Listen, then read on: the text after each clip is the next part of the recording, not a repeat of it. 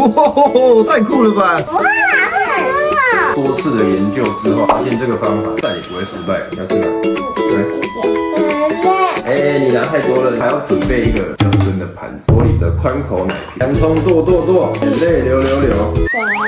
你等下就知道了，要不要自己搞不给我吃好了，不可以吃了，要拿去煮。我用的是2颗苹果，1颗洋葱。你们都不觉得眼睛很辣吗？哦，看不到了。关键来了，冰在冷冻，隔天再拿出来蒸，比较容易萃取。500 CC 的水，OK。